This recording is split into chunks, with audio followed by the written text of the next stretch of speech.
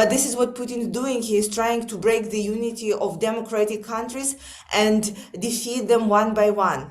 We do not have the luxury of being defeated. We know that our lives are at stakes. Charlotte saying that the Prime Minister is blaming everything on energy and Vladimir Putin. Well, Russia's president will hold a signing ceremony tomorrow to annex 4 more areas of Ukraine after referendums, in quotes, that President Zelensky and his Western allies have condemned as a sham. Russian-backed officials have claimed that support for the 5-day poll was almost unanimous, and votes were held in Luhansk and Donetsk in the east and in Zaporizhia and Kherson in the south. Let's talk to Kira Rudik, a Ukrainian MP and leader of the Voice Party. Good evening, Kira. Hello, thank you so much for having me. It's good to talk to you. So what do you make of this signing ceremony that's going to happen tomorrow to actually officially annex parts of your country? Putin is going through with his plan, and we all have knew that his plan was to take territories, then hold the sham referendums, then move the newly mobilized forces onto those territories, and then call it the protection of new Russian land, and then to vow to defend this territory with the nuclear weapons. We have known this because this is something he has already done 8 years ago with the Crimean Peninsula. And right now he's just repeating his plan. This is why we have been asking all our allies to provide us with the weapons, because the only way to stop him of doing that was to regain the territories. Unfortunately, some time is already lost. Unfortunately, what would be happening after the sham referendums and attaching the territories to Russia will probably be more and more fighting, more and more blood, but there is no other way for us to act here. We all know that the referendums were theatrical actions, and the results of them were known far in advance. We know that legislatively or according to international laws, they mean nothing. But at the case where the dictator can do something, he will do that. And we know that we learned it the hard way. So right now we need not only the condemnation of the leaders of the free world, we need more weapons, we need more support, and we need an ability to push Putin back from Ukrainian territories. Because the question would be not only about Ukraine, but about, do we allow people in 21st century to act like Putin acts? Is it okay in modern history to annex territories of your neighbor and just call them your land? Well, some countries think that it is. China, it would appear, have not pulled away from Russia. They have not fully supported the action, but at the same time, they don't want to condemn Russia. I want to know, though, Kira, what you think of those officials, Ukrainian officials in places like Luhansk and Donetsk, who've gone along with this, and the ordinary Ukrainians who now find themselves living in a, quotes, part of Russia.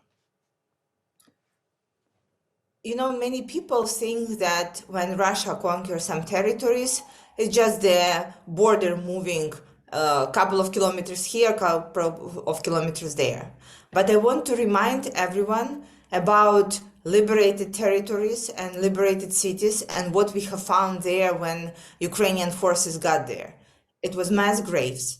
It was people who were tortured, who were stripped of their human rights, and who were killed afterwards. And this is what is happening in all temporary occupied territories. It was not like a single situation, and it was not a unique situation. We have found the results of Russian atrocities towards Ukrainian people everywhere where we go, where our forces go and liberate territories and liberate people. Bucha, Irpin, Izum, and many, many, many others. What Russians are committing on the temporary occupied territories, no matter how they call them, do they call them a part of Russia or do they not? They are killing people, and just because for the sake that they exist and they are Ukrainians.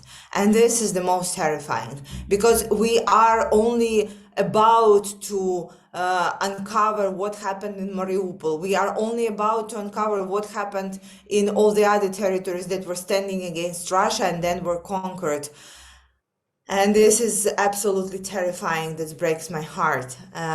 So what Russia would call them does not change the way that they are treating people there, and it would not change it. So this is why it is still so important for us to get the strength and to free the people and liberate the territories and take them back. When you look at those 4 areas that Russia is going to annex officially tomorrow, do you feel that your troops, your forces, should go after them immediately, or should they focus on areas elsewhere in the country where they've been seeing success and wait until later before trying to liberate those areas?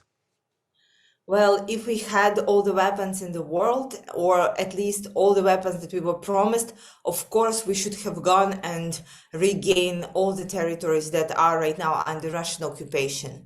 But unfortunately, even with all our desire, there is a limit to of what a Ukrainian army is capable right away. So I will leave it to our military commanders, who has been very good on choosing like which territories to free first. But I want to stress that our limitations are not in the capacity of Ukrainian army, but with the capacity of weapons that we are receiving. It's been only 2 months since we started receiving the weapons that were promised to us 7 months ago. And this is the advances of Ukrainian army that you are seeing as a result that finally we are not fighting Putin's forces empty-handed. Yeah. And this is so important to continue this support. And I know that all the countries right now are struggling with economical and energetic issues.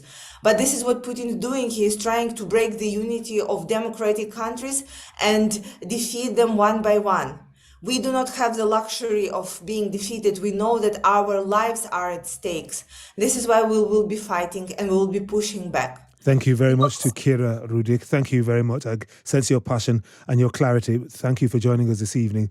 Kira Rudik, Ukrainian MP and leader of the Voice Party, talking about Vladimir Putin's expected annexation of 4 areas of Ukraine.